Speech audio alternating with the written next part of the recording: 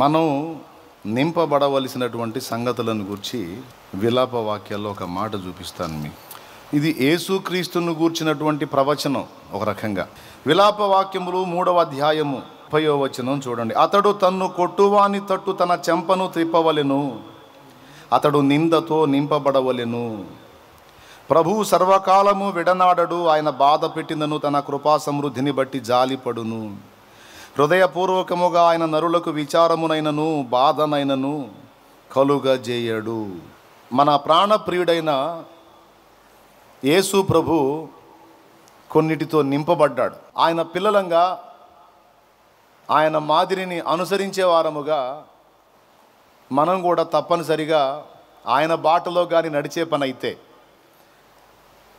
ఆయన నడిచినట్లుగా మనం ఆయన క్రమమును అనుసరించి కానీ అడుగులు వేసే పని అయితే ఖచ్చితంగా ఆయన నింపబడిన అనుభవాల్లో గుండా మనం కూడా ప్రయాణం చేస్తాం. యేసు ప్రభు నడిచిన త్రోవలో అపోస్తలులు నడిచారు. ఆయన పొందిన అనుభవాల్లో కనీసం కొన్నిటినైనా వారు పొందగలిగారు. అలాగా యేసు ప్రభు నడిచిన క్రమంలో మనం కూడా నడిచినట్లయితే ఖచ్చితంగా మనం కూడా కొన్నిటితో నింపబడవలసినటువంటి పరిస్థితి ఏర్పడిద్ది. వాటిల్లో మొట్టమొదటిదిగా ఇక్కడ చెప్పినటువంటి విషయం, అతడు నిందతో నింపబడవలెను అన్నాడు. ఏమండి, ఏమన్నా అభిషేక తైలమా లేదా ఆనంద తైలమా? నింపబడితే ఆనందపడటానికి ఆనంద తైలంతో మనల్ని నింపితే ఆనందిస్తాం, అభిషేక తైలంతో నింపితే ఆనందిస్తాం. ఇదేందండి? నిందతో నింపబడాలంటున్నాడు. నింపబడటం అంటే ఏంటి? ఫుల్ఫిల్.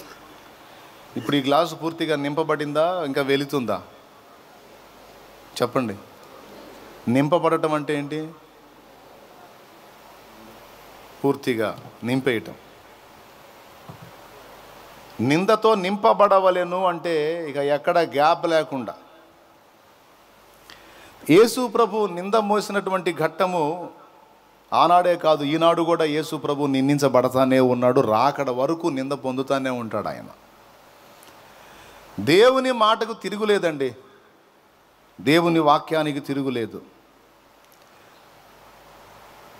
తనను కొట్టువాని తట్టునకు చెంపను తిప్పాలి, అతడు నిందతో నింపబడవలెను. ఈ మాటని ఆలోచించినప్పుడు నాకు కొంచెం ఆశ్చర్యం కలిగింది. ఇప్పుడు 1, 2, 3 నిందలంటే అది వేరు, ఒక మనిషి ఎదుర్కోవడానికి.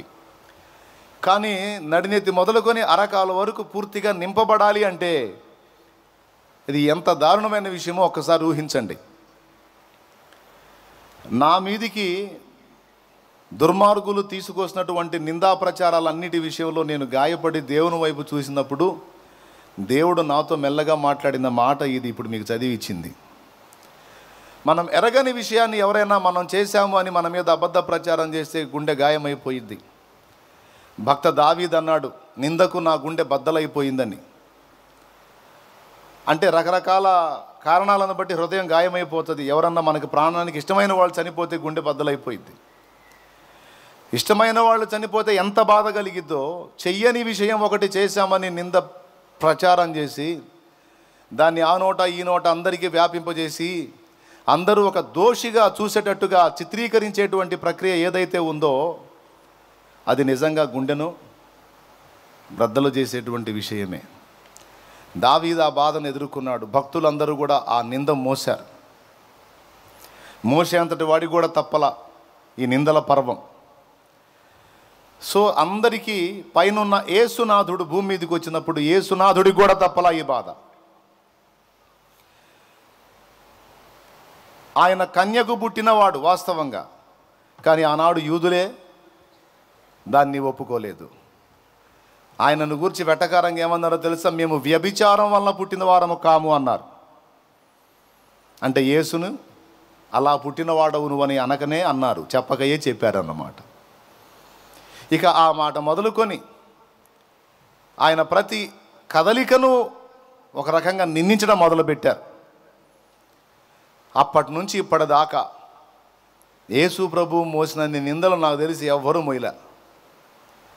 దేవుని వాక్యం ఎలాగైతే చెప్పబడిందో అక్షరాల అలాగున పూర్తిగా నింపబడిన వ్యక్తి ప్రభు అయిన యేసుక్రీస్తు.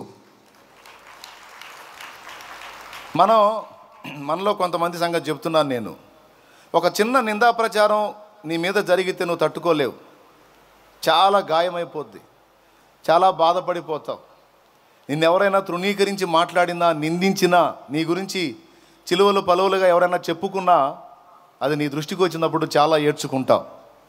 వాస్తవానికి నువ్వు ఎరగవు, కానీ నీ మీద ఒక అబద్ధాన్ని కల్పించి నిన్ను ప్రేమించే వ్యక్తులకు నీ మీద చెడ్డగా చిత్రీకరించారు. దానివల్ల నువ్వు ప్రేమించేవారు, నిన్ను ప్రేమించేవారు నీకు దూరం అయిపోయారు. దాని ఫలితంగా నీ హృదయం గాయమైపోయి చాలా ఏడుపు వచ్చేస్తుంది. నేను ఎరగను కదా, నాకు తెలియదు కదా, అన్యాయంగా నన్ను ఇలాగ చేశారు అని చాలా బాధపడతావు, చాలా రోధిస్తావు, చాలా దుఃఖపడతావు. కానీ ఒక దేవుని సంబంధిగా, ఒక దేవుని బిడ్డగా, దేవుని కొడుకుగా, దేవుని కూతురుగా, యేసు ప్రభు తర్వాత సహవారసులంగా మనందరి విషయంలో దేవుని వాక్యము ఒక్కసారి గుర్తు చేసుకోవాలి. ఎవరికి వాళ్ళే మనం దేవుడు చెప్పినటువంటి రూట్లో నడుస్తూ ఉన్నట్లయితే, దేవునికి సంతోషం కలిగించే విధంగా, దేవుని చిత్తం నెరవేర్చే విధంగా, నా తండ్రి చిత్తము నెరవేర్చుటయే నా జీవిత పరమావధి అని సిద్ధపడి భావించి బ్రతుకుతున్న వాళ్ళకి ఈ నిందల పర్వం తప్పనిసరి. దాన్ని గూర్చి ఏడ్చి నిరాశపడి, నిరుత్సాహపడి, కృంగిపోయి దిగులు పడటం కాదు, దాన్ని బట్టి సంతోషపడాలి. ఇది వాక్య సత్యం. ఎందుకు సంతోషపడాలంటే, నేను ఎరగని అనేకమైన నిందలు నా మీదకి వచ్చి పడి నన్ను నింపుతున్నాయంటే నేను సాతానుకి తలపోటుగా ఉన్నానని అర్థమవుతుంది. నా దెబ్బ వాడికి సింహస్వప్నం అయిందని అర్థమవుతుంది. నా దెబ్బకి బిడ్డ కలవరపోయాడు అని అర్థమవుతుంది.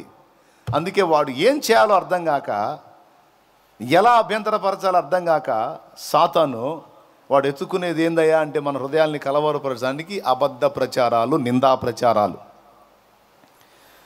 మన మీద అబద్ధముగా చెడ్డవాటినెల్లా కల్పించి మాట్లాడటం. ఇక్కడ ఒక విషయాన్ని గుర్తుపెట్టుకోవాలి. నిందలు రెండు కారణాలను బట్టి మనం పొందుతాం.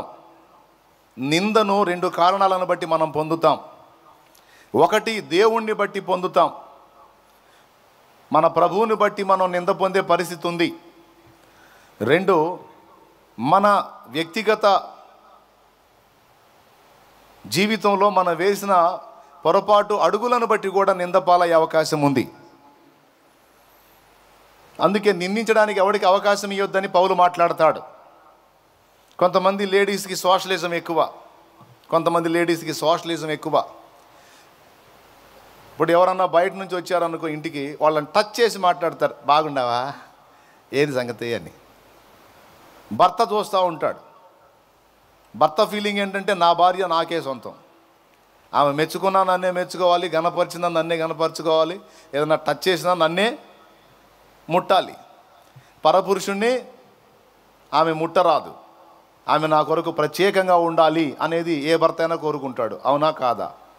ఎంతమంది ఒప్పుకుంటారు? చేతులు ఎత్తన వాళ్ళందరూ అట్టేమీ లేదన్నట్టే ఒప్పుకుంటారుగా. నా భార్య నన్నే తాకాలి, నన్నే ముట్టాలి, నన్నే ఘనపరచాలి, ఆమె ఇతరులను తాకరాదని అనుకుంటారా? అనుకోరా? చేతులు ఎత్తరేమి? నేను రెండు చేతులు ఎత్తుతున్నా. ఇడిపోయారు, ఏడే ఉన్నారు, ఎటన్నా పోయారా? రైట్. ఏ భర్త అయినా తన భార్యను వహించేవాడు తను కాబట్టి తను అదే కోరుకుంటాడు.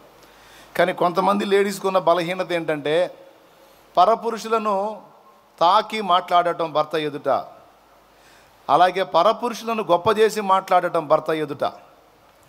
ఆ గొప్ప చేసేది వాని టాలెంట్తో పాటు వాని సౌందర్యాన్ని కూడా వర్ణిస్తూ ఉంటారు.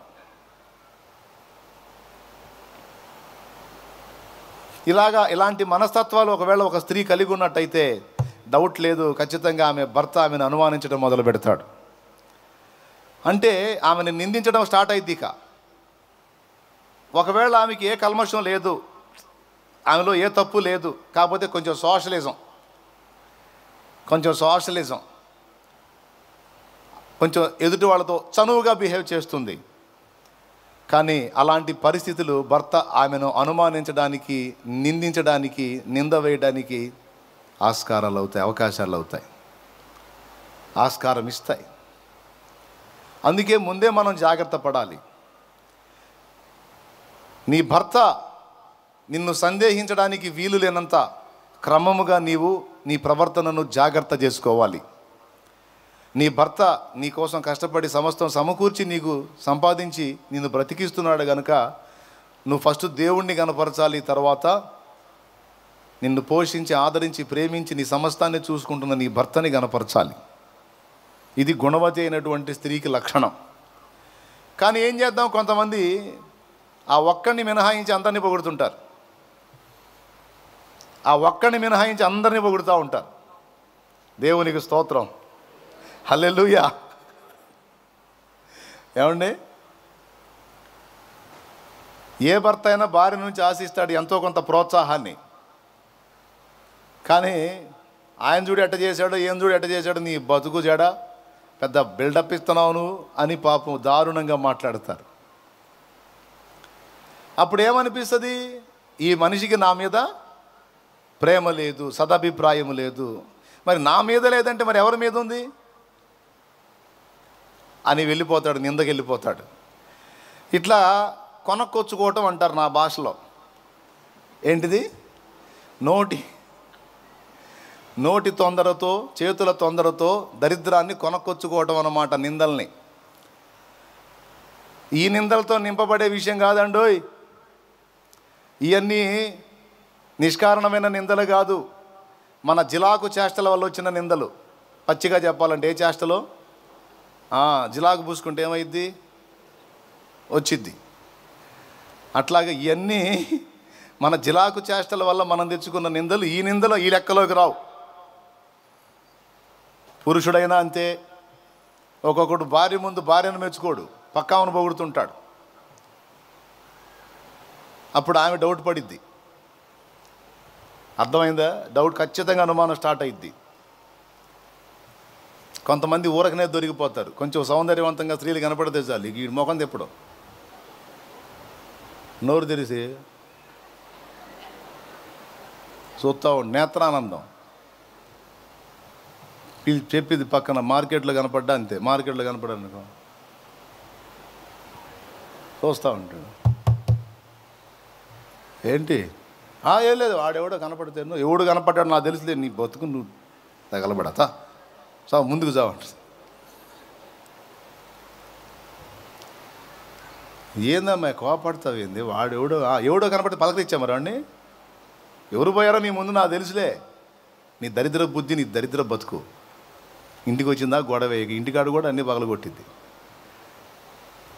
కొంతమంది అంతే, నేత్రానందం. ఎంత చెప్పినా వాళ్ళు మార్చుకోరు. చూస్తాను ఇట్టా పిచ్చి చేష్టాలు చేసి నిందలు తెచ్చుకుని ఆ నిందలు లెక్కలోకి రావు. ఇవన్నీ మనం పనికిమాలిన పనులు చేసుకొని తెచ్చుకునే నిందలు ఇవి. ఈ నిందలకు మనమే బాధ్యులం. వీటి వల్ల మనకి దీవెన రాదు, దేవుడు స్పందించి ఏదో మనకు ఆశ్చర్యకార్యాలు కూడా చేయడు. మహా చేస్తే ఏం చేస్తాడు తెలుసా, సిగ్గు బుద్ధి రెండు వచ్చేటట్టు ఇట్లా వాక్యం నుంచి గద్దిస్తాడు. సిగ్గు తెచ్చుకొని పద్ధతులు మార్చుకోమని చెబుతాడు. ఇక అంతకుమించి ఏం చేయడు. కానీ ఇంకొక టైపు నింద ఉంది. ఏదో కదిలిచ్చారా రే, ఏం కదిలిచ్చారా, ఆడగలిచ్చారు ఎడగలిచ్చారా, మారింది అది. సరే చూసుకోండి, అది కొంచెం బ్యాలెన్స్ చేయండి. రైట్, దేవునికి స్తోత్రం. అట్ట ఇంకేం చేయొద్దు, దాన్ని పక్కన పడేసి వాక్యం వినరా నువ్వా. మీరు కూడా వాక్యం వినండి. ఏదైనా తేడా ఉండి నేను చెబుతా, ప్రశాంతంగా వాక్యం వినండి, అంతే, వదిలేసేయండి దాన్ని. స్తోత్రం చెప్పండి. ఏం అంత నీరసంగా ఉన్నారు, కొంచెం గట్టిగా చెప్పండి. అది మన సౌండ్. ఎంత ఎండాకాలం అయినా సరే సౌండ్ మారకూడదు. అరిసి నీరసం వచ్చినా సరే కూటమైనా గట్టి కూడా అన్నం తింటాం కాబట్టి గట్టిగా అరుద్దాం యేసునామంలో, ప్రభువుని స్తుతిస్తూ. ఎక్కడికి వచ్చి ఆగామండి? నిందలు రెండు రకాలని చెప్పాను. ఒకటి జిలాకు చేష్టల వల్ల తెచ్చుకునే నింద, రెండవది దేవుని బట్టి కలిగే నింద. ఇప్పుడు కొంతమందికి నేను శత్రువుని, ఎంత శత్రుత్వం అంటే నేను చచ్చిపోతే బాగుండని ఎదురు చూస్తుంటారు కొంతమంది మతోన్మాదులు. చాలామంది ఉన్నారు. వాళ్ళకి ఇప్పుడు హిట్ లిస్ట్లో ఉన్న నంబర్ 1లో ఉన్నాడు షాలేంరాజు అనేవాడు. కలవరపోతున్నారు బిడ్డలు. ఎందుకంటే ఎక్కడ చూసినా ఇదే కనపడుతుంది. ఇన్స్టాగ్రామ్లో అయితే, ఫేస్బుక్లో అయితే, యూట్యూబ్లో అయితే, ఎక్కడ చూసినా వాడు ఒక్కసారి నొక్కాడంటే ఇక పోతా ఉంటాయి. వాడు ఉద్దరం మొర్రు అన్న పోతుంటాయి. అందులో దేవుడి కృపను బట్టి మన వీడియోస్ అప్లోడ్ చేసేవాళ్ళు వందల సంఖ్యలో ఉన్నారు. చాలామంది వీడియోస్ అన్నీ మంచి మంచి ముక్కలన్నీ తీసి అప్లోడ్ చేస్తూ ఉంటారు. ఏదో ప్రజలకు ఆదరిస్తుంది, ఏదో ఒక విషయంలో వాళ్ళని చైతన్యం చేస్తున్నట్టుగా, పాపం స్వామి కార్యం స్వకార్యం రెండు జరుగుతాయి అన్నట్టుగా వీడియోలు లైన్ చేసుకుంటున్నారు. సరే, ఎవరి తిప్పలు వాళ్ళై.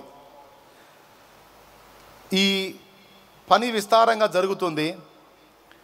అన్యులు సైతం ఆలోచనలో పడుతున్నారు ఈ మాటలు విన్నప్పుడు. ఇది కొంతమందికి పెద్ద తలపోటుగా మారింది. దాని ఫలితంగా కొంతమంది ఎట్టి పరిస్థితుల్లో శత్రువులుగా మారతారు. కొంతమంది సాటి సేవకుల్లోనే కొంతమంది ద్వేషాన్ని కలిగి ఉన్నారు. అది ఇంట్లో వ్యవహారం. సేవకులు కాబట్టి ఏ కారణమైనా నా మీద దురభిప్రాయం ఉండి ద్వేషిస్తే అవసరమైతే లాగి ఒకటిచ్చి దేవుళ్ళు ఏం చేస్తాడు. లేకపోతే ఆఖరికి మంచాన పడ్డప్పుడైనా ఒప్పుకుంటారు, దేవునికి స్తోత్రం, ఫలానోడిని నేను తిట్టానని, ఫలానోడి మీద అబద్ధ ప్రచారాలు చేశానని ఖచ్చితంగా ఒప్పుకుంటారు. మా దేవుడు ఆ కార్యం చేస్తాడు. ఇంటి వాళ్ళ విషయంలో చింత లేదు, ఎన్నన్నది ఇట్టుకొని పర్వాలేదు. ఇప్పుడు బయట వాళ్ళు చేసేటువంటి ప్రచారాలు, క్రైస్తవేతరులు చేసేటువంటి ప్రచారాలు, ఇవి మనకి పరలోకములో అధిక ఫలమును తెచ్చిపెట్టేవి. మీకు పరలోకములో అధిక ఫలం కావాలా? ఎంతమందికి కావాలి? పరలోకంలో అధిక ఫలం కావాలన్న వాళ్ళు చేతులు ఎత్తండి. అట్లయితే మీకు అది కావాలంటే దేవుని నిమిత్తం మాట్లాడాలి, దేవుని నిమిత్తం తిట్లు తినాలి, దేవుని నిమిత్తం తన్నులు తినాలి. మనం కదిలించుకొని కాదు, మన పని మనం చేసుకుంటా పోతుంటే ఆటోమేటిక్గా సైతాను వాళ్ళని లేపుతాడు, ఆటోమేటిక్గా దాడులు చేస్తారు. ఆ దాడుల్లో వ్యక్తిగతంగా అటాక్ చేయొచ్చు, లేదా మాటల యుద్ధం కూడా చేయొచ్చు. అందులో లేనిపోని అబద్ధాలన్నీ కల్పించి ఎక్కడెక్కడ దిక్కుమాలిన అబద్ధాలన్నీ తీసుకొచ్చి ఒక వ్యక్తి యొక్క క్యారెక్టర్ని, జీవితాన్ని నిందపాలు చేసేటువంటి దుర్మార్గాలు కూడా జరుగుతాయి. ఇది ఏంటి ప్రభువా అంటే, నీకు అధిక ఫలము కావాలంటే నువ్వు మౌనంగా ఉండు అన్నాడు. అవసరమైతే ఈ సంగతి నా బిడ్డలకు కూడా నేర్పాలి. నువ్వు నా నిమిత్తమైన నింద ఒకవేళ మోయాల్సి వస్తే, నా నిమిత్తం ఒకవేళ హింస పడాల్సి వస్తే, నా నిమిత్తము కొన్నిటిని కోల్పోవాల్సి వస్తే, కొందరిని కోల్పోవాల్సి వస్తే డోంట్ వర్రీ అని చెప్పు. దానికి ప్రతిగా 100 ఫలము వారికి లభిస్తుందనే మాట చెప్పు, నా గ్రంథం చూపించి అనేది దేవుని వాక్కు. నా నిమిత్తము జనులు మిమ్మును నిందించి,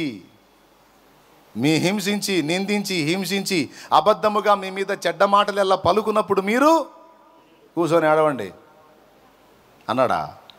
మీరు ధన్యులు. మత్తయి సువార్త 5వ అధ్యాయం 11వ వచనం. నా నిమిత్తము జనులు మిమ్మును నిందించి వాళ్ళని దీని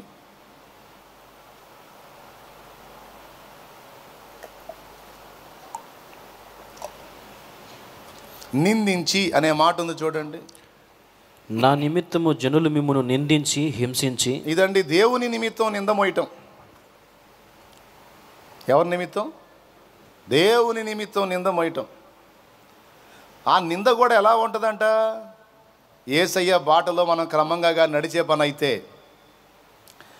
కొంతమందికి నిష్కారణంగా మన మీద ద్వేషం పుట్టిద్ది. కారణం ఉండదు. నిర్హేతుకమైన ద్వేషం, నిష్కారణమైన ద్వేషం పుట్టిద్ది. ఆ ద్వేషం మనల్ని నిందపాలు చేయడానికి ఇష్టపడిద్ది, మన క్యారెక్టర్ని అవమానపరచడానికి ఇష్టపడిద్ది ఆ ద్వేషం. అలాగా మనం అవమానాల పాలైనప్పుడు, నింద పాలైనప్పుడు మనం ఏం చేయాలి, ఎలా స్పందించాలంటే దేవుని వాక్యం ఎలా చెప్తుంది చూడ మాట చదువు. నా నిమిత్తము జనులు మిమ్మును నిందించి హింసించి మీ మీద అబద్ధముగా చెడ్డ మాటలెల్లా పలుకున్నప్పుడు మీరు ధన్యులు.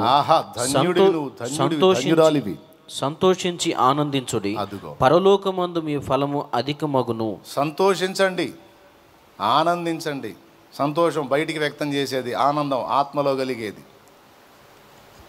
ఏమండి, బాగా ఆనందం ఎక్కువైందనుకో లోపల కళ్ళలోంచి కన్నీళ్ళు వస్తాయి. సంతోషమేమో గంతులు వేసిద్ది. ఏమండి, ఆనందమేమో లోపల లోపల కలిగేది. సంతోషించి ఆనందించండి, పరలోకమందు మీ ఫలము అధికమగును. అది ఇలాగున వారు నిందతో అతడు నింపబడవలెను, కొట్టువాని తట్టునకు తన చెంప తిప్పవలెను. యేసయ్యకి మాత్రమే సంబంధించిందా? ఆయన పిల్లలంగా మనకు కూడా సంబంధించిందా? ఆయన శ్రమ పడిన ప్రకారం మనం కూడా ఆయనతో పాటు శ్రమ పడిన ఎడల ఆయనతో తోడి సమాన వారసులము. ఇప్పుడు యేసయ్య పొందినటువంటి ఆ ఆధిక్యతలోకి మనం కూడా ప్రవేశించాం. యేసయ్య పొందిన ఆధిక్యతలోకి మనం కూడా ప్రవేశించామండోయ్. మీరు నమ్మినా నమ్మకపోయినా ఇది నిజం. రేపు యేసయ్యతో పాటు మనం కూడా కూర్చొని ఏలబోతున్నాం. పాటలు పాడతారు కదండి, నీ వారసత్వముకై నా జయము కోరింది నీవేనని, అత్యున్నతమైన సింహాసనమును నాకి చుటలో నీకు, నీ వారసత్వముకై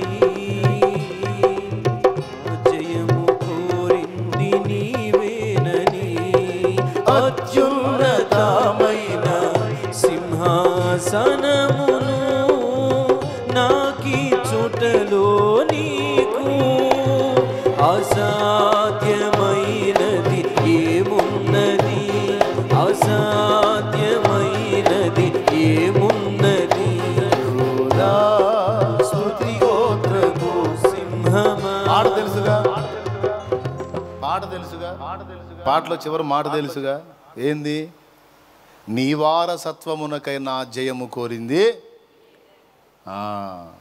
జయించిన వాణిని జయించి నేను నా తండ్రి సింహాసనమందున్న ప్రకారము జయించిన వాణిని నా సింహాసనమందు కూర్చుండనిత్తును అన్నాడు. మరి యేసయ్య దగ్గరికి వెళ్ళాలి, యేసయ్యతో పాటు కలిసి ఏలాలని ఆశ ఉన్నప్పుడు మరి యేసయ్య పడ్డ వాటిలో కొన్నన్నా పడాలిగా తమ్ముడు, చెల్లి, కొన్నన్నా పడాలిగా. నాకు అసలు ఏ నొప్పి తగలకూడదు, డింగు మనిపోయి సింహాసనం మీద కూర్చోవాలి. వైసా కైసా హోతా, వైసా నై హోతా. నాకే నొప్పి తగలకూడదు, నేను మాత్రం ఎగిరిపోయి ఎక్కి కూర్చోవాలి పైన. నడవదు అట్లా. యేసయ్య బాటలో కానీ మనం ప్రయాణం చేసేటట్లయితే కొన్నైనా, కనీసం కొన్నైనా మనం ఫేస్ చేస్తాం. ఇది రుజువు. ఆయన శ్రమ పొందిన ప్రకారం మనం కూడా ఆయనతో పాటు శ్రమను అనుభవించిన ఎడల ఆయనతో పాటు ఏలుదము అన్నాడు. అంటే మనం ఏలే ఘట్టం ఉంది. ఎక్కడుందా వచనం? 3 అంకెలు లెక్క పెట్టేసరి చెబుతారా? దమ్ముందా? ఏమో ఏడుందో అద్దుగో. రోమా 8:34, 8:34 అది లేదే.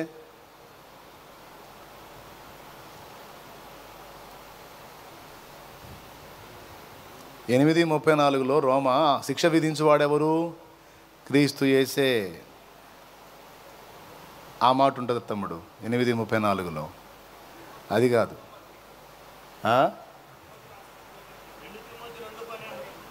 2 తిమోతి 2:12 అంట చూడు. అన్నోళ్ళు చెప్పారా? సహించిన వారమైతే ఆయనతో కూడా ఏలుదుము. రైట్. ఏలుదము అనే మాట గమనించారా? సహించిన వారమైతే అంటే ఏం సహించిన శ్రమలను, క్రీస్తు నిమిత్తము శ్రమలను, నిందలను, అవమానాలను, బాధలను, హింసలను సహించిన వారమైతే అబ్బబ్బో అసలు నాకే నొప్పి తగలకూడదు, నాకున్న కష్టాలన్నీ పోవాలి, నాకు ఎక్కడెక్కడి అన్నీ రావాలి. మరి అంతే. నేను యేసుప్రభు నమ్ముకున్నా, మరి పండగ చేసుకోవచ్చు. యేసుప్రభు నేను నమ్ముకున్నానంటే కొంతమంది అదే బిల్డప్. యేసుప్రభు దగ్గరికి వచ్చి, యేసుప్రభా నీ దగ్గరికి వచ్చా పండగ చేసుకో. నేను రావటం అంటే మామూలు మాట కాదులే. యేసుప్రభా నేను రావటం అంటే మామూలు వ్యవహారం కాదు, వచ్చాలే పండగ చేసుకో. ఎవరు పండుగ చేసుకోవాల్సింది? నువ్వు వచ్చావు పెద్ద అని ఆయన పండుగ చేసుకోవాలా? నిజ దేవుడు నిత్య జీవమునిచ్చువాడి దగ్గరికి నువ్వు వచ్చావు, నువ్వు చేసుకోవాలి పండగ. లేకపోతే బతుకంతా దండగే. నాకే నొప్పి ఉండకూడదు, ఏ బాధ ఉండకూడదు, నేను యేసుప్రభు సింహాసనం ఎక్కి ఏలాలి. నో, కుదరదు అట్లా. మనం ఏలుదము అన్నాడు. ఏలుదము అంటే పరిపాలిస్తామన్న మాట అండి. చూశారుగా, కళ్ళారా చూశారుగా. అంటే దాని అర్థం ఏంటి? పరలోకంలో నూతన యెరూషలేం పట్టణంలో మనల్ని ఉంచి అక్కడి నుంచి దేవుడు సమస్త విశ్వాన్ని ప్రభు ఏలుతాడు. ఆయనతో పాటు కలిసి మనం కూడా ఏలుదుము. ఏలుదుము అంటే ఏలేవారు ఎవరండి? ఏలికలు. ఏలికలు అంటే ఎవరండి? రాజులు. ఏర్పరచబడిన వంశమును రాజులైన యాజకులుగా చేసితివి. ఏర్పరచబడిన వంశమును రాజులైన యాజకులుగా చేసితివి. పరిశుద్ధ జనముగా, శుద్ధైన ప్రజలుగా, పరిశుద్ధ జనముగా, శుద్ధైన ప్రజలుగా, నీ కొరకే జీవించుట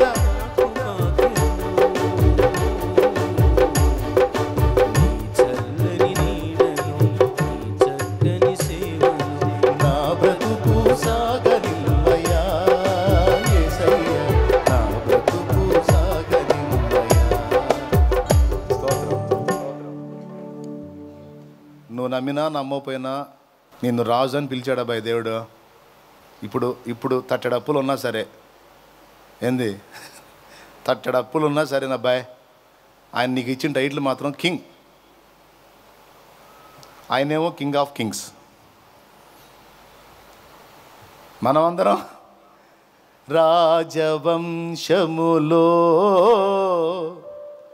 యాజకత్వము చేసేదను.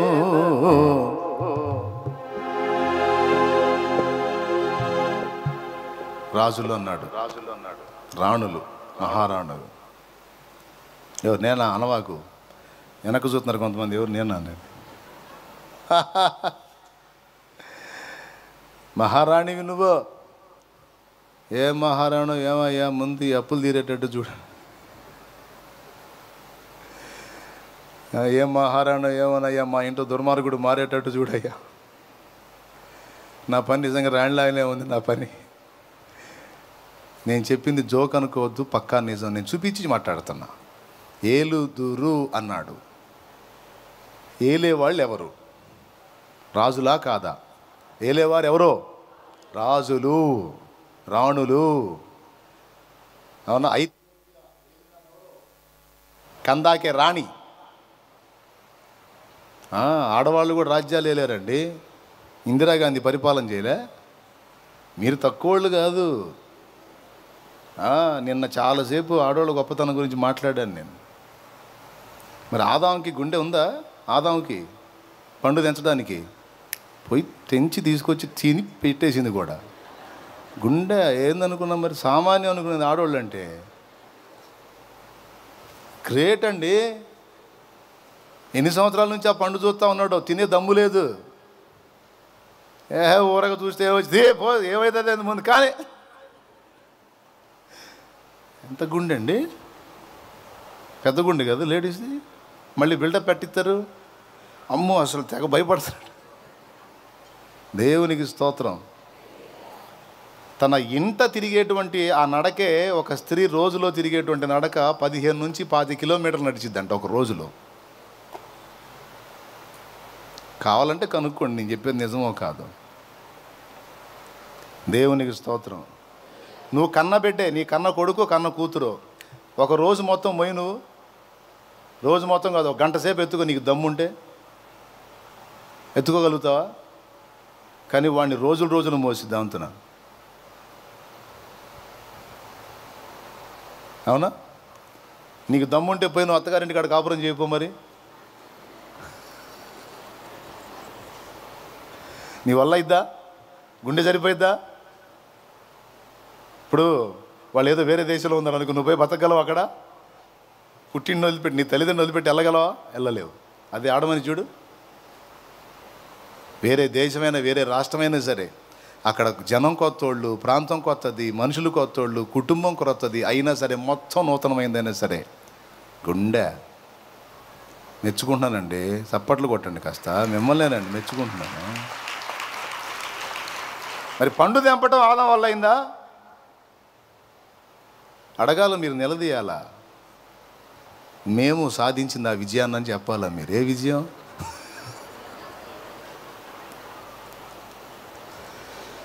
దేవునికి స్తోత్రం. ఎందుకు వచ్చారు సడన్గా? ఆడవాళ్ళు వచ్చారు ఏంది? మహారాణులు అన్నకాడ నమ్మరేమో అని.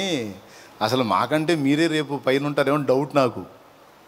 ఎందుకంటే యేసయ్యని మీరు ప్రేమించినంత ప్రేమించట్లా మేము. అదే ఇప్పుడు నా డౌటు. నిజమమ్మా. మొదటివారు కడపటివారు, కడపటివారు మొదటివారు అన్నది ఇక్కడ కూడా వర్తించిద్దేమో అని డౌట్ నాకు. ఒకవేళ కొంపదీసి మీరు ఏదన్నా పై స్టేజ్లో ఉంటే నన్ను గుర్తు చేసుకోండి.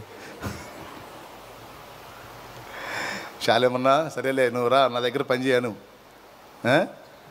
మరి తృణీకరించవాకులే, పరలోకంలో బాగుంటుందో. కానీ ఖచ్చితంగా మాకంటే ఉన్నత స్థితిలో మాత్రం ఉంటారనేది మాత్రం కన్ఫామ్. ఎందుకంటే మా భక్తి అంతా పై పైనే ఉంది, కానీ లేడీస్ భక్తి మాత్రం గుండెల నిండా ఉంది. మొదట తేడా పడినా తర్వాత యేసయ్యను అంతగా హత్తుకున్నది స్త్రీలేనని స్పష్టంగా అర్థమవుతుంది. ఎందుకంటే స్త్రీల ప్రేమే వేరని దావీదు చెప్పేశాడు. యోనాతానా, నా సహోదరుడా, నా ఎడల నీవు చూపిన ప్రేమ స్త్రీలు చూపు ప్రేమ కంటే అధికమైనది అన్నాడు. అంటే స్త్రీల ప్రేమ గొప్పదని. గొప్పదండి. అమ్మ ప్రేమకు మించిన ప్రేమ ఏముంది? దేవుడి ప్రేమ తర్వాత ఎవరి ప్రేమ? అమ్మ ప్రేమే. నాన్న ప్రేమ అనడో. నాన్న ప్రేమ లోపల లోపలే, బయటికి మాత్రం సీరియస్ మెయింటెనెన్స్ ఉంటుంది, బిల్డప్ అని. అమ్మ అట్ట కాదు. అమ్మ ప్రేమ బయటపడే ప్రేమ. దేవునికి స్తోత్రం కలుగునుగాక. చెప్పండి గట్టిగా. ప్రియులారా, స్త్రీలను ఏం తక్కువ అంచనా వేయొద్దు. స్త్రీలు కూడా రాణులై పాలిస్తారు. యేసు ప్రభుతో మన ఇరువురు ఉంటాం. మీరు ఆడవాళ్ళు పండి పక్క పండి పండి పండి అనడో, పండి పండి అనడో. నా పిల్లలారా అంటాడు, నా బిడ్డలారా రండి అంటాడు. మీరందరూ కలిసి ఏలాలి. మరి అందరం కలిసి రేపు ఏలాలంటే ఇప్పుడు సహించాలట. రేపు యేసుతో కూడా ఏలాలి అంటే ప్రస్తుతం కొన్ని సహించాలి, కొన్ని భరించాలి, కొన్ని తట్టుకోవాలి, కొన్ని తాళుకోవాలి. అందులో ఒకటి నిష్కారణంగా నిందల పాలవటం. స్తోత్రం, స్తోత్రం. నిష్కారణంగా హింస పాలవటం. ఒక్కొక్కడికి మనం ఏం చెయ్యం, కానీ మన ఉద్యోగానికి ఎసురు పెడతాడు వాడు. ఒక్కొక్కడికి మనం ఏం చెయ్యం, కానీ పక్క వాళ్ళకి, పైన అధికారులకి మన మీద బ్యాడ్గా చెబుతుంటాడు. వాళ్ళు మనల్ని ఇబ్బంది పెడతా ఉంటే ఇటు చూసి సునకానందం పొందుతూ ఉంటాడు. ఎందుకు చేస్తున్నాడు వీడు ఇట్లా అని అర్థం కాదు. అవునా? మనకు వచ్చేవాటిని పని కట్టుకొని పోయి ఇచ్చేవాడికి చెప్పి చెడగొడతాడు. తగిలిందా మీకు అక్కడక్కడ ఇట్లాంటి? నువ్వేదో ఇబ్బందిలో ఉన్నా, అవతలోడు హెల్ప్ చేస్తా అన్నాడు, ఇంకొకడు పని కట్టుకొని పోయి వాడికి ఇస్తున్నావా? తిరిగి వస్తాయా? పొరపాటును కొట్టావని వీడు పని కట్టుకొని ఛార్జీ పెట్టుకొని మరి పోయి చెప్పిపోతాడు. అది తెలిసి అల్లాడిపోతాను. వీడికి నేనేం చేశాను, ఎందుకు నా కోసం ఇంత కష్టపడుతున్నాడు వీడు అండి? అర్థం కాదు. కొన్ని మనం ప్రయత్నం చేస్తే పని కట్టుకుని చెడగొడతారు. ఎందుకు ఇలా జరుగుద్ది? ఎందుకు నా విషయంలో ఇంత కక్ష పెట్టారు? ఎందుకంటే నువ్వు దేవుని నమ్ముకున్నావు, అది సాతానుకు నచ్చలా. నువ్వు జీవం గల దేవుని యందు విశ్వాసం ఉంచావు, అది సైతానుకు నచ్చలా. అందుకే నీ చుట్టూ ఉన్న వాళ్ళని నీకు శత్రువులుగా మార్చిపడేశాడు. వాళ్ళు నీ పతనాన్ని కోరుకునేటట్టు చేశాడు. అయితే గుర్తుపెట్టుకో, అది ఆట్టే కాలం సాగదు. ఆట్టే కాలం సాగదు. అది ఒక దశలో వాళ్ళు గెలిచినట్టుంటారు, ఒక దశలో వాళ్ళు సాధించినట్టుంటారు, కానీ చివరికి నీ నిందల పర్వమంతా ఆశీర్వాదాల మూటగా మారిపోయింది. అయితే దానికి ముందు దేవుని వాక్యం ఏం చెబుతుందంటే, యేసు బాటలో నడుస్తున్న నువ్వు నిందతో నింపబడాలి. ఇది జిల్లాకు పనులు చేసి తెచ్చుకునే నింద కాదు, దేవుని నిమిత్తమైన నింద. ఇప్పుడు నాకుందా లేదా? మీరు ఎంతమందికి తెలుసు దేవుని నిమిత్తం నేను నింద పొందుతున్నాను అన్న సంగతి మీరు ఎంతమందికి తెలుసు? తెలిసిన వాళ్ళు చేతులు ఎత్తండి. క్లియర్గా అర్థమవుతుందిగా. నా మీద వ్యతిరేకంగా మాట్లాడేటువంటి వ్యక్తులకి నాకేమైనా ఆస్తి తగాదాలు ఉన్నాయా? వాడేమన్నా నా బామరిదే? అందుకు కాదు కదా. ఇప్పుడు నన్ను ద్వేషించే వాళ్ళు ఏమన్నా నాకేం బామర్దులా? పోనీ దాయాదులా? ఆడెవడో నేనెవడో, ఆమెవరో నేనెవరో, అతడెవడో నేనెవడో. కానీ ఎందుకు పని కట్టుకొని? క్రీస్తు నిమిత్తమైన నింద. అది నాకు అధిక ఫలమునివ్వడానికి కారణమవుతుంది. మరి ఇప్పుడు యేసు నింద పొందాడు, ఇప్పటికీ పొందుతానే ఉన్నాడు. ఆయన బిడ్డగా నేను నింద మోస్తానే ఉన్నాను. మరి నాతో పాటు నీకు తప్పదు కదా. మరి ఎందుకు? ఎవరన్నా ఏదన్నా ఇబ్బంది పెడితే, ఎవరన్నా ఏదన్నా నిందిస్తే, ఏదన్నా ఒక చిన్న మాట నీ గురించి తెలిస్తే వెంటనే లో బీపీకి వెళ్ళిపోతున్నావు? ఎందుకు నీరసం రోగి అయిపోతున్నావు? ఎందుకు నిరుత్సాహపడిపోతున్నావు? ఎందుకు సావా బతుక అంటున్నావు? ఇంత మాట నా మీద కల్పించారు బాబోయ్, నేను ఇక బతకనాను ఎందుకు అంటున్నావు? నా జీవితం ఏమైపోవాలి అని ఎందుకు వాపోతున్నావు?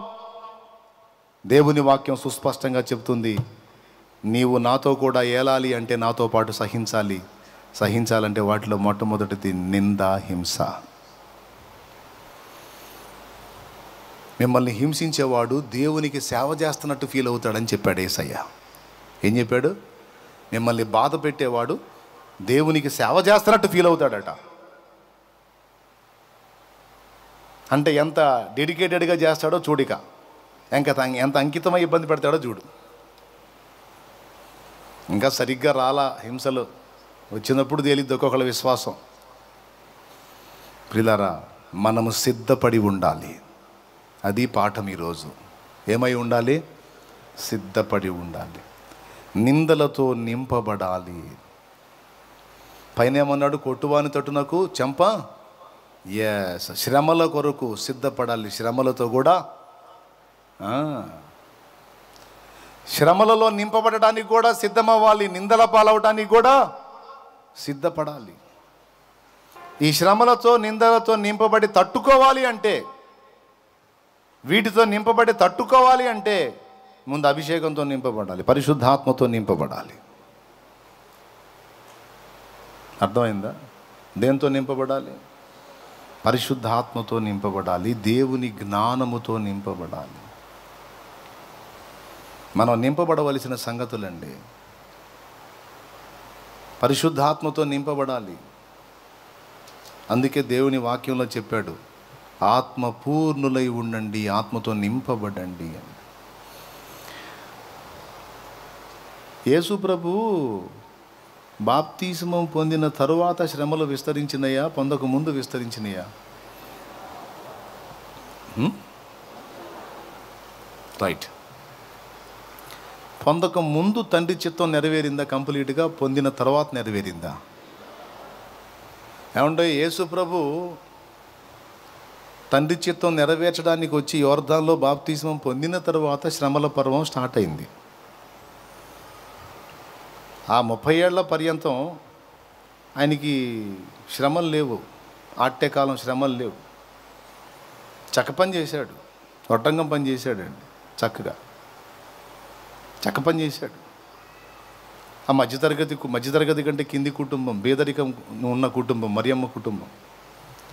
ఆయనకి ఇంచుమించు 18 సంవత్సరాల ప్రాయం వచ్చేసరికి యోసేపు చనిపోయాడనేది చరిత్రకారులు చెప్పే విషయం. మరియమ్మ భర్త యోసేపు చనిపోయాడని చెప్తారు. అంటే యేసయ్యకి 18 ఏళ్ల వయసు వచ్చేటప్పటికి, అంటే అంతకు ముందే తండ్రితో కూడా కలిసి ఆ చెక్క పని నేర్చుకున్నాడు. ఇక ఆయన చనిపోయిన తర్వాత ఇక ఆ చెక్క పని చేసి తల్లిని, తోడబుట్టినటువంటి 4 తమ్ముళ్ళని, ఒకరికంటే ఎక్కువైన చెల్లెళ్ళని మొత్తాన్ని బతికిచ్చాడు ఆయన. యేసయ్యే. యేసుప్రభు అన్నీ చేశాడండి. ఫ్యామిలీ బడ్డెను కూడా మోసాడు ఆయన, కుటుంబ బాధ్యతను కూడా నెరవేర్చాడు ఆయన. ఇంచుమించు 30 ఏళ్ల ప్రాయం వచ్చిందాకా చేశాడు. ఆయనకి యేసయ్యకి 30 ఏళ్ల ప్రాయం వచ్చేటప్పటికి మన భారతదేశపు లెక్క ప్రకారం తన తోడబుట్టిన వాళ్ళందరూ మేజర్లు అయ్యారు. అర్థమైందా? ఆయన తర్వాత మరో 6 అనుకోండి.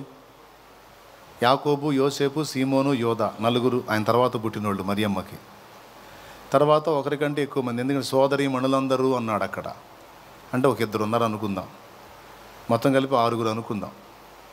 యేసయ్య తర్వాత మరియ గన్న సంతానం ఒక 6 అనుకుంటే, యేసయ్యకి 30 ఏళ్ళు వచ్చేటప్పటికి తర్వాత పుట్టినటువంటి వానికి ఎంత వచ్చి ఉండాలి? కనీసం 2 సంవత్సరాల తర్వాత పుట్టారు అనుకుంటే, 2 ఏళ్ళకి సంతానం అనుకుంటే, యేసయ్యకి 30 ఏళ్ళు వచ్చేటప్పటికి ఆయన తర్వాత పుట్టిన వాడికి 28 వచ్చి ఉండాలి. తర్వాత వాడికి 26, తర్వాత వాడికి 24. అవునా? తర్వాత ఆడపిల్ల 20, తర్వాత ఆడపిల్ల 18. సో టోటల్గా మొత్తం మేజర్లు అయిపోయారు. యేసుకు 30 వచ్చేటప్పటికి తన ఫ్యామిలీలో తన తోడ పుట్టిన వాళ్ళందరూ పెద్దోళ్ళు అయిపోయారు. అంటే వాళ్ళని పెద్ద చేసిన దాకా తన బాధ్యత నెరవేర్చి ఆయన 30 ఏళ్ల ప్రాయంలో సేవకు వచ్చాడు. సో అంతకుముందు ఆయన సామాన్యుడిగా ఉన్నాడు, చెక్క పని చేసుకుంటా ఉన్నాడు కనుక పని చేస్తాడు. అదే కష్టం. ఈరోజు నువ్వు నేను కడుపు నింపుకోవడం కోసం పని చేస్తున్నామే, అంతవరకే కష్టం. కానీ ఆ తర్వాత కదా రకరకాల శ్రమలు అనుభవించింది. అవన్నీ అనుభవించడానికి ప్రభువుకి అభిషేకం తోడ్పడింది. ఆ శ్రమలన్నీ తట్టుకోవడానికి దేవుని పరిశుద్ధాత్మ యేసయ్యకు సహకరించాడు.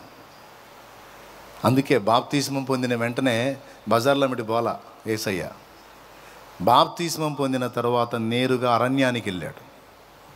ఆత్మచేత అరణ్యమునకు కొనిపోబడెను. అక్కడ 40 దినములు ఉపవాస ప్రార్థన చేశాడు. ఒక సామాన్యుడిలాగానే తాను దేవుడై ఉండి ఆ దేవత్వపు మహిమను అక్కడే వదిలిపెట్టి నరుడుగా భూమి మీద పుట్టి ఏమీ లేనివాడు భక్తి సాధనతో అన్నీ పొందుకున్నట్టు యేసు ప్రభు 40 రోజులు ప్రార్థన చేసి ప్రత్యేక ప్రార్థనలో గడిపి సాతాను శోధనలను 3 ఎదిరించి ఆత్మ బలముతో నిండిన వాడై గలిలయకు వచ్చిందని లూకాసు వార్త 4వ అధ్యాయం ఒకసారి తీయండి. లూకాసు వార్త 4వ అధ్యాయము 14వ వచనం. 4:1 నుంచి చదువున్నాను ఫస్ట్. యేసు పరిశుద్ధాత్మ పూర్ణుడై యోర్దాను నది నుండి తిరిగి వచ్చి 40 దినములు ఆత్మచేత అరణ్యములో నడిపింపబడి అపవాది చేత శోధింపబడుచుండెను. అది అయిపోయింది కదా. ఆ శోధన అయిపోయిన తర్వాత 14వ వచనం. అప్పుడు యేసు ఆత్మ బలముతో గలిలయకు తిరిగి వెళ్ళెను. ఆయనను గూర్చిన సమాచారం ఆ ప్రదేశం పరిశుద్ధాత్మతో నింపబడ్డాడు.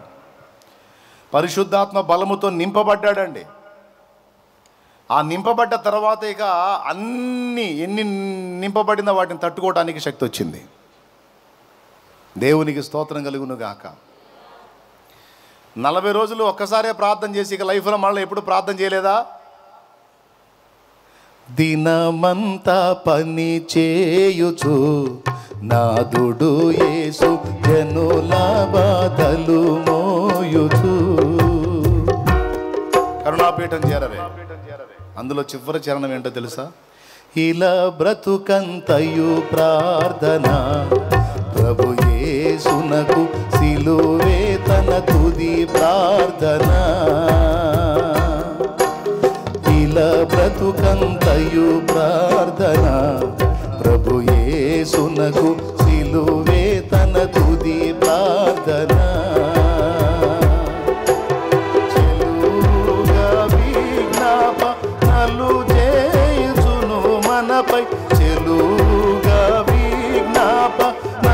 చేయుచును మనపై కలకాలమును దీవెనలు వర్షించెడి చోటు. కరుణ పీఠము చేరరే దేవుని కృప శరణాస్థలిని చేరరే. దేవునికి మహిమ. దేవుని పరిశుద్ధాత్మ అభిషేకం పొంది ఆ ఆత్మ బలముతో నిండిన వాడై వీటన్నిటినీ సహించాడండి. ఇప్పుడు వాటన్నిటినీ సహించాలంటే, ఆ నిందలతో శ్రమలతో నింపబడిన మనం వాటిని సహించాలంటే ముందు ఆత్మతో నింపబడాలి. పరిశుద్ధాత్మతో నింపబడాలి. ఆత్మ మనలో ఉండి ఆ బలాన్ని మనకిస్తే, ఆ జ్ఞానాన్ని మనకిస్తే, అప్పుడు ఎప్పటికప్పుడు ఎదురయ్యే వాటిని సమయోచితంగా ఆలోచించుకొని వాటిని దాటుకొని ఆనందంగా ముందుకు సాగగలుగుతాం. లేకపోతే కోవబడిపోతాం. దుష్టుడు మన మీదికి తెచ్చేటువంటి దాడులన్నిటిని బట్టి కూలబడిపోతాం, కుప్పలా కూలిపోతాం. అది జరగకుండా వాటిని అధిగమించి ముందుకు సాగాలంటే ఆత్మ బలముతో నింపబడాలి, ఆత్మ జ్ఞానముతో నింపబడాలి. స్టెఫను ఈ రెండు నింపుకున్న వ్యక్తట. స్టెఫను ఈ రెండింటితో నింపబడ్డ వ్యక్తట. ఒకసారి అపోస్తల కార్యములు 6వ అధ్యాయం తీసుకొని చూడు. అపోస్తల కార్యములు 6వ అధ్యాయము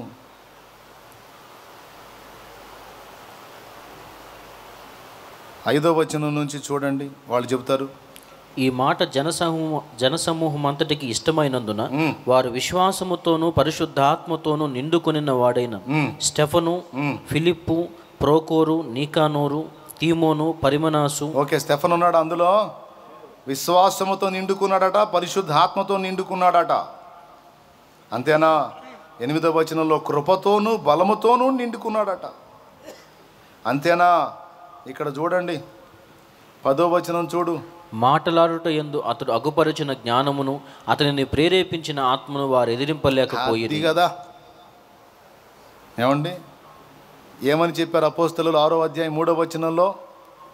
కాబట్టి సహోదరులారా, ఆత్మతోనూ జ్ఞానముతోనూ నిండుకొని మంచి పేరు పొందిన 7 మనుషులను ఏర్పరచుకోండి అంటే ఆ 7లో స్టెఫన్ ఉన్నాడు, ఫిలిప్ ఉన్నాడు. ఇక్కడ దేనితో వాళ్ళు నింపబడ్డారో మనం వాటన్నిటితో నింపబడాలి. తెలుసుకోండి, గుర్తు రాసుకోండి. చాలా ఉన్నాయి అక్కడ నింపబడాల్సిన సంగతులు. విశ్వాసముతో నిండుకోవాలట. ఏమండి? ఆత్మతో నిండుకోవాలట, కృపతో నింపబడాలట, బలముతో నింపబడాలట, జ్ఞానముతో నింపబడాలట. మనం ఎన్నిటితో నింపబడాలో, ఎన్నిటితో మనల్ని నింపాలని దేవుడు చూస్తున్నాడో ఈరోజు మనకి కనువిప్పు కలగాలి. దేవునికి స్తోత్రం కలుగునుగాక. కృపతో నిండుకోవటం అంటే ఏంటో తెలుసా? కృపతో నిండుకోవటం అంటే దేవుని కృప మీద ఆధారపడటం మాత్రమే కాదు, ఎదుటివారి ఎడల కూడా కృప చూపుటకు. మనం దేవుని దగ్గర నుండి కృప పొందటమే కాదు, దీనుల ఎడల కూడా మనం కృప చూపాల్సి ఉంది. కృప మనం కూడా చూపించవచ్చండి. అర్థమైందా? అయోగ్యులమైన మన పట్ల దేవుడు చూపలా కృప, అలాగే అనర్హులైన వారు మన ఎదుటికి వచ్చినప్పుడు వారి ఎడల మనం కూడా కృప చూపబద్ధులమై ఉన్నాం. అలాంటి కృపతో నిండుకున్నవాడట స్టెఫను. దేవుని కార్యాలను సాధించడానికి బలముతో నిండుకున్నాడు, బలహీనుడుగా లేడు. హల్లెలూయా. దేంతో నిండుకున్నాడు? బలముతో నిండుకున్నాడు, వాక్య జ్ఞానముతో నిండుకున్నాడండి. నీ వాక్యమే ఇలా నా జ్ఞానము, నీ రక్తమే ఇలా నా జీవము, నీ వాక్యమే ఇలా నా జ్ఞానము, నీ రక్తమే ఇక నా జీవము. సైన్యములకు అధిపతి నీకే గణా స్తుతి, నా సైన్యములకు అధిపతి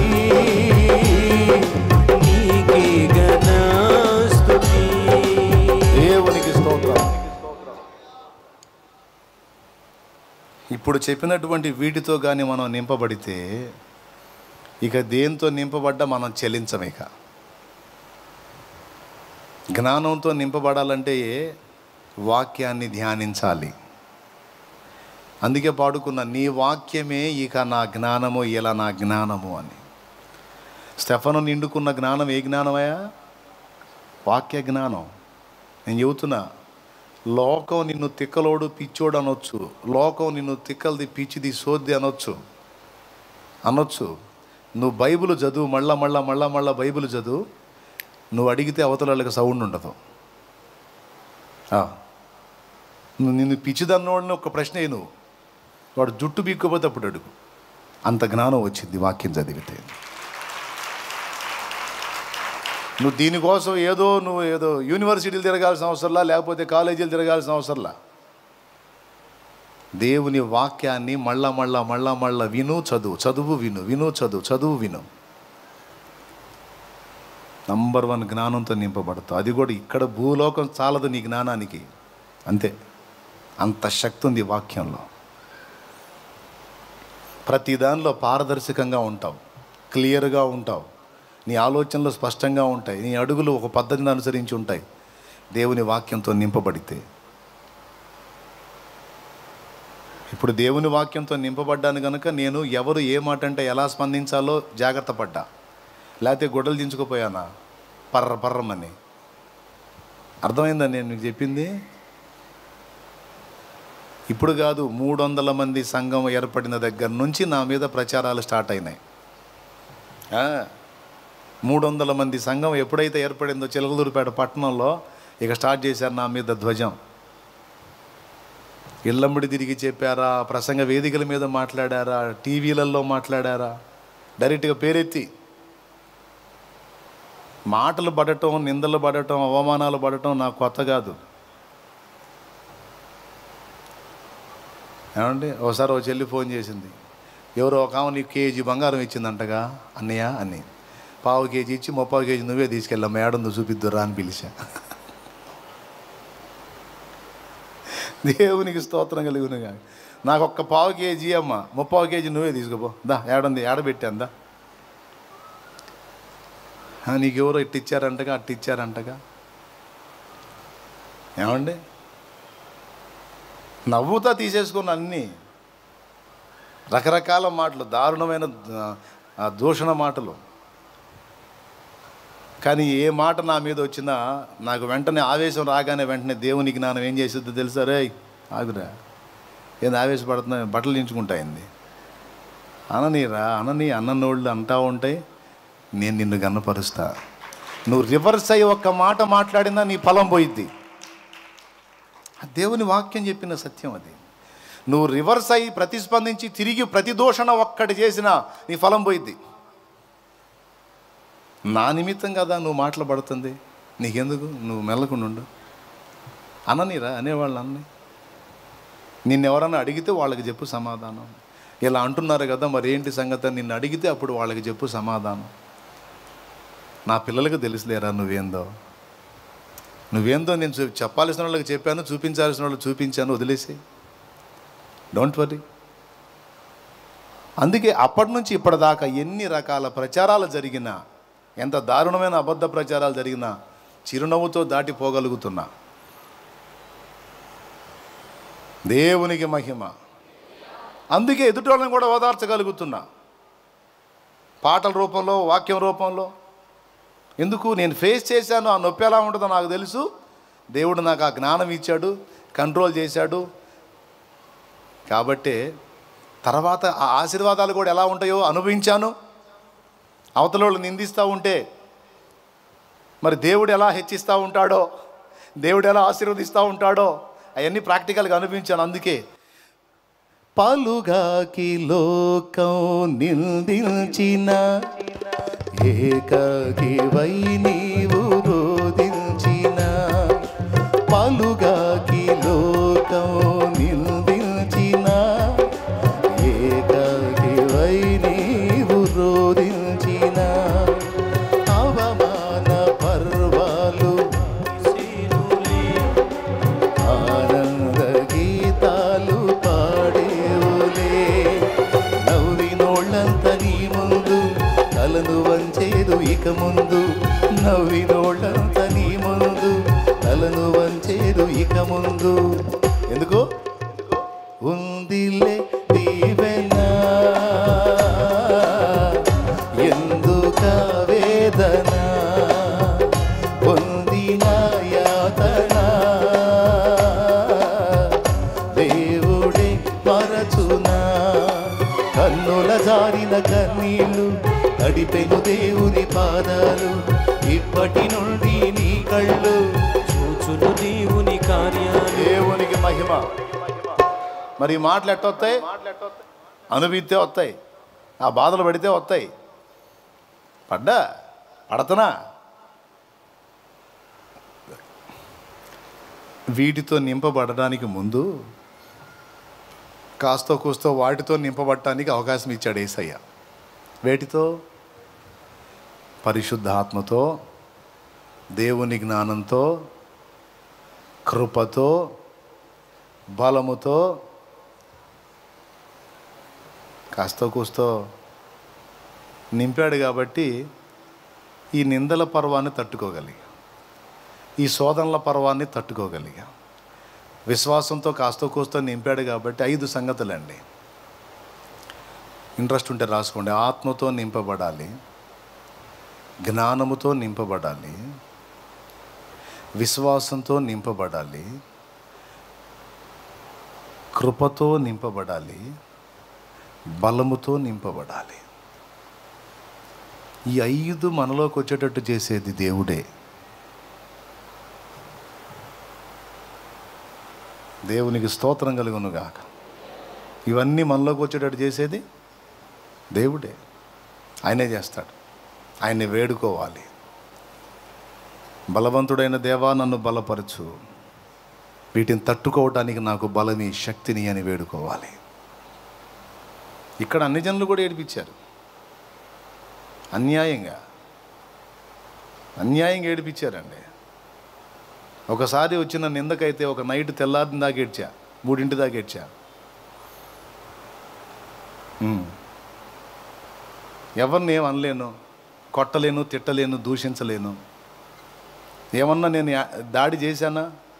మరి సేవకుడు యేసుప్రభు ప్రేమ అని మాటలు చెబుతున్నాడు, ఏం చేశాడు అంటారు కదా అన్ని జనులు. తట్టుకొని సహించడానికి దేవుడే ఆ క్షణాన బలాన్ని ఇచ్చాడు. నిష్కారణమైన నిందలు అయితే అవన్నీ పూదండలైన నా దేవుని కృపతో. హల్లెలూయా. ప్రియమైన బిడ్డలారా, 5 సంగతులతో మనం నింపబడితే మిగిలిన 2 సంగతులు మనల్ని నింపినా మనకి ఏం కాదు. 5 సంగతులు ఏమిటి?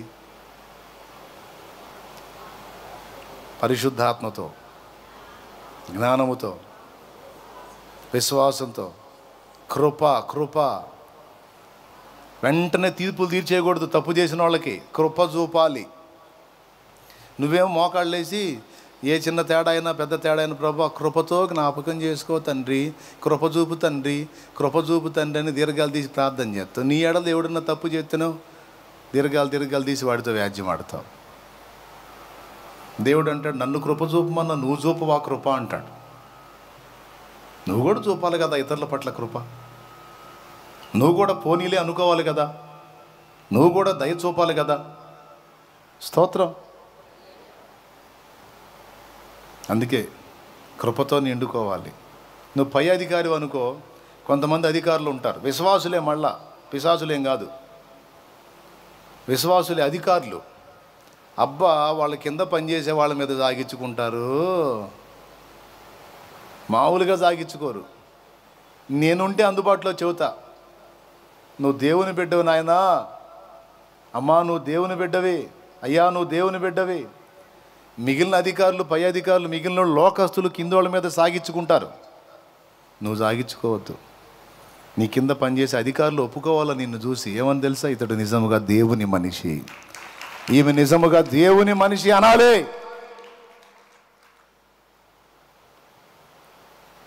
సాగించుకోవటం కాదు, కృప చూపగలగాలి. లేకపోతే కష్టం కదండి. కృపతో నిండుకోవాలి. ఆఖరికి ఇంకొక మాట, ప్రేమతో నింపబడాలండి. ఆత్మతో నింపబడుట, దేవుని ప్రేమతో నింపబడుట, విశ్వాసంతో నింపబడుట, కృపతో నింపబడుట, బలముతో నింపబడుట, జ్ఞానముతో నింపబడుట. 6 సంగతులండి. ఇవన్నీ సేవకుడు విశ్వాసి అన్న భేదం లేదు. యేసుతో కూడా ఏలాలనుకుంటే ఫస్ట్ వీటన్నిటితో నింపబడినట్లు దేవుని పాదాలు పట్టుకోవాలి. ఖచ్చితంగా మీరు ఎండాకాలం సెగ దెబ్బకి వింటున్నారో లేదో నాకు తెలియదు, కానీ ఏంది? నాకు అట్నే ఉంది, అయినా సరే అగ్నికి అగ్ని తోడన్నట్టు మాట్లాడుతున్నా. ఎట్టి పరిస్థితుల్లో వీటి కోసం ప్రార్థన చేయాల్సిందే మీరు. దేవా, నీ దాసుడు శాలేమన్నా అంతలా ఎండ సెగలో అల్లాడిపోతా చెప్పాడు ప్రభువా. నిజమే, ఈ 6 సంగతులు నాకు అవసరమే తండ్రి అని ప్రార్థన చేయాలా. నీ కృపతో నేను కూడా సమాజాన్ని ప్రేమించగలుగున్నట్లు, పోనీలే అనుకున్నట్లు, క్షమించగలుగున్నట్లు ప్రేమతోనూ కృపతోనూ నింపు ప్రభువా. కొద్దిగా ప్రేమ తక్కువగా ఉంది నాయన నా దగ్గర, కృప తక్కువగా ఉంది నాయన. నువ్వు కృపా సమృద్ధి గలవాడు, నీ బిడ్డగా నేను కూడా యేసయ్యను కృప చూపమని అడుగుతున్నావా లేదా? మరి ఆయన తర్వాత హోదాలోకి వచ్చే మనం కూడా కృప చూపొద్దు? చూపాలా లేదా? చెప్పరే. కృప చూపటం అంటే ఏంటి? ఓ సరేలేపు, పోనీలే. కొంతమంది నన్ను అడుగుతారు, నువ్వు అతను ఎందుకు వదిలిపెట్టావు, ఆమెను ఎందుకు వదిలిపెట్టావు? మామూలు కాదు వాళ్ళు. ఓరే నాయన, మీరున్నట్టు నేనుంటే బాగానే ఉంటుంది, నా వల్ల కాదట. కృప. పోనీలే అబ్బా, పోన్లే పోన్లే అమ్మా, పోన్లేయ్యా, ఓ ఏం కాదులేపా. కృప చూపుటలో ఆయన పొగట్టమేగా నువ్వు నేర్చుకోయింది. అదే నా పాయింట్. నువ్వు శ్రీమంతుడు కావు, పోనీలే అనుకోవు. ఎంతమందికి అర్థమైంది? ఏమనుకోవాలి? ఏం పోనీలే? మన ఎడల అపరాధం చేసిన వాడిని పోనీలేబ్బా అటు తెలుసు అంట. కానీ ఆ మనసు పుట్టాలండి, ఆ సైకాలజీ రావాలి. అప్పుడు దేవదూతలు తొంగి చూస్తారు నిన్ను. అచ్చం ఆయనలాగానే చేస్తున్నాడు ఈయన కూడా. యేసయ్య, నువ్వు కృప చూపినట్టే చూపుతున్నాడు ఇతరుల పట్ల, నువ్వు కలిగి ఉన్నట్టే ప్రేమ కలిగి ఉన్నాడు, నువ్వు కలిగి ఉన్నట్టే చింత కలిగి ఉన్నాడు, తన గురించి ఆలోచించుకోడు, ఏ పొద్దు ఇతరుల గురించే. ఏమిటయ్యా అంతా నీలాగానే ఉందే. మరి నా బిడ్డకి నా బిడ్డ నాలాగా ఉండక ఇంకొకరిలాగా ఉంటాడా? వాడు నా కుమారుడు, ఆమె నా కుమారి అంటాడు ఆయన.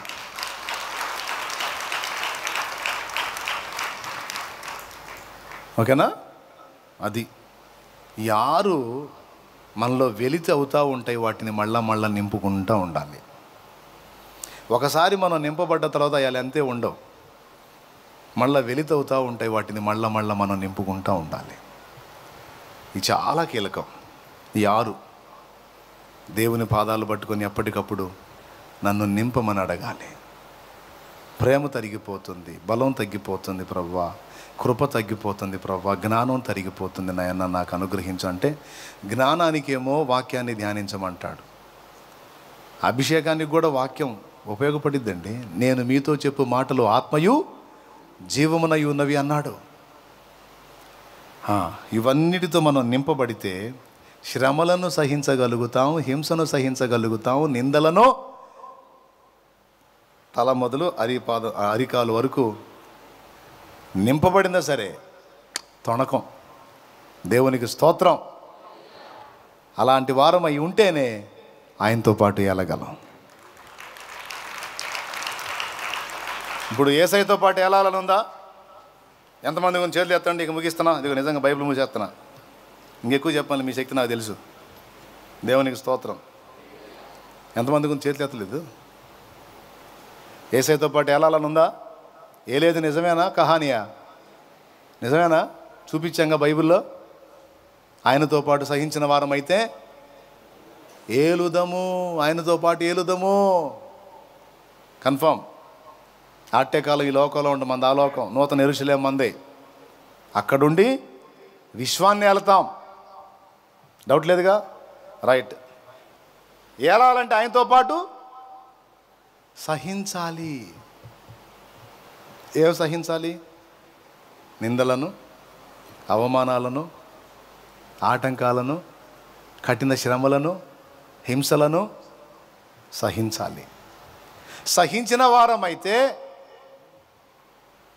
మరి సహించాలంటే ఏం కావాలి? వీటితో నింపబడి వీటిని సహించాలంటే ముందు ఆ 6టితో నింపబడాలి. ఇప్పటి వరకు సహించావంటే దేవుడి కృపను బట్టి కాస్త కూస్తో నింపబడి ఉన్నావు, అందుకే తట్టుకోగలిగావు. లేకపోతే నీ వల్ల ఏది కాదు. చాలా వరకు తట్టుకొని నిలబడగలిగావు అంటే దేవుడు జ్ఞానం ఇచ్చాడు నీకు. దేవుడు బలం ఇచ్చాడు, లేకపోతే నీ వల్ల అయ్యేది కాదు. నువ్వు ఎదుర్కొన్న శోధనలు, నువ్వు ఎదుర్కొన్న వేదనల నుంచి తట్టుకొని నిలబడగలిగావంటే ఇప్పటికీ ఆయన నిన్ను తన కృపతో, బలముతో, ఆత్మతో, విశ్వాసంతో, జ్ఞానంతో, శక్తితో నింపి ఉన్నాడు. అందుకే గెలవగలిగావు, అందుకే కొంతవరకు నువ్వు తట్టుకోగలిగావు. ఇక ముందు కూడా వాటి విషయంలో నువ్వు సిద్ధపడాలంటున్నాడు, నింపబడాలంటున్నాడు. నీ ప్రేమతో నన్ను నింపు, నీ శక్తితో నన్ను నింపు, నీ వలె ఇతరుల ఎడల కృప చూపటానికి నన్ను కృపతో నింపు. అడగండి, నేను కూడా కృప చూపాలి కదయ్యా. నిజంగానే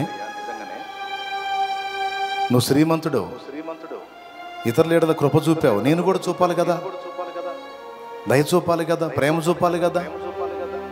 నేను కూడా నువ్వు ఇతరుల బాధ్యతలు వహించినట్టు, భరించినట్టు నేను కూడా ఇతరుల బాధ్యతలు వహించాలి కదా. రేపు నీతో ఏలాలి కదా. నేను నాతో మాట్లాడినందుకు నీకు వందనాలు. నిజమే, చిన్నవాటినే కొన్నిసార్లు అభ్యంతర పడుతూ ఆలోచనలో పడుతున్నాను. ఈరోజు స్పష్టంగా మాట్లాడా. నువ్వు సహిస్తే నేను నాతో పాటు ఏలగలవని, సహించడానికి కావలసిన బలం కూడా నువ్వు నన్నే అడగాలని స్పష్టంగా మాట్లాడావు. నీ కృతజ్ఞతలు చెల్లిస్తున్నాను. ఈ మాటలు మా అంతరంగాల్లో శిలాక్షరాలుగా ముద్రించి మమ్మల్ని నీ ప్రత్యేకమైన బలముతో, అభిషేకంతో నింపమని కృతజ్ఞత వందనాలు చెల్లిస్తూ యేసు పవిత్ర నామమున ప్రార్థించి పొంది ఉన్నాము తండ్రి. ఆమేన్.